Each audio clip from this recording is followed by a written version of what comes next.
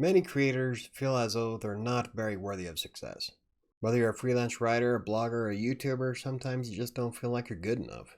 If that's the case, then congratulations, you just joined the Imposter Syndrome squad. I'm Mike with WriterSanctuary, and we're going to talk about, yes, you are worthy of success.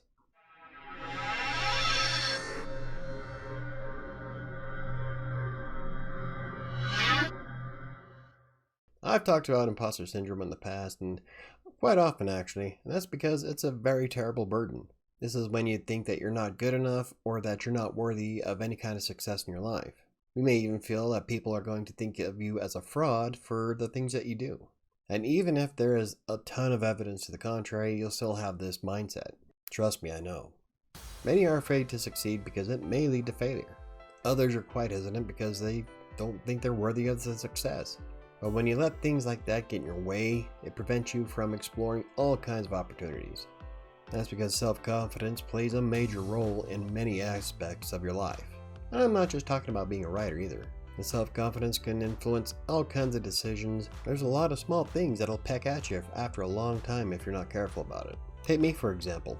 I view myself as a successful freelance writer. I was able to buy a house, I lived in a hotel for a month and a half, and I really didn't have the money for that, but I did anyway. So when it comes to stuff like freelance writing, yes, I do have a bit of confidence built up. But as an author and a novelist, not so much. It's hard for me to get my creativity out there without feeling weird about self-publishing. That's because there are so many other people out there. What makes me more special to attract someone's time to read my stuff or to even watch videos like on Despair. I get that in my head about why anybody would want to come visit, and it slows me down. But I'm getting a lot better with it. I mean, I actually started sharing stuff on Twitter finally. And when it comes to someone who I view as more successful as I wants to collaborate, I feel intimidated by it. Yes, I'm really good at what I do, but what they want me to collaborate with, not so much. And it takes a lot to get out of that mindset because it will prevent all kinds of good things from happening. So what can we do to change our mindset? Well, like I've said before, focus on the accomplishments. Don't dwell on anything negative or the failings that you had in the past. Learn from them.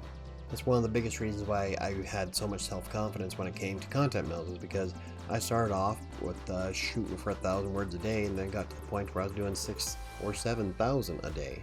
I've done thousands of pieces of content for thousands of clients across the globe. So yeah, to me that's an accomplishment.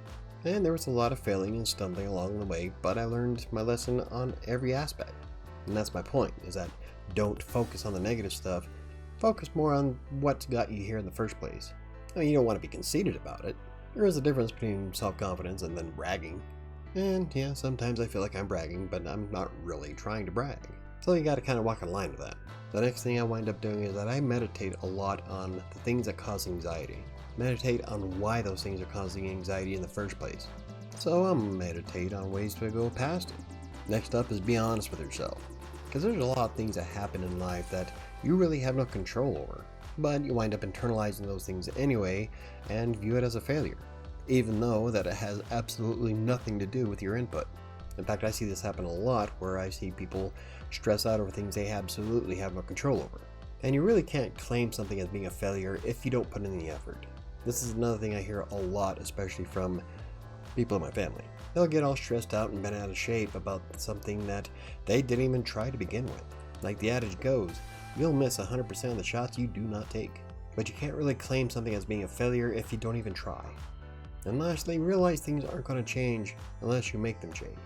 I keep trying to drill this into my kid's head that you can't just wait for opportunities to sit in your lap and wait. If you want greatness, you gotta make it happen.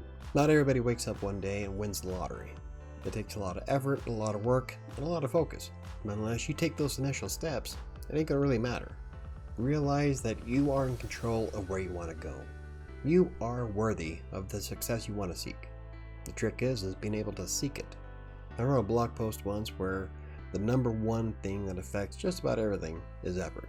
Now there's different degrees of effort, but without actually putting in the actions to support where you want to go, you're not going to go anywhere. Take those first steps. Want to write a book? Start writing.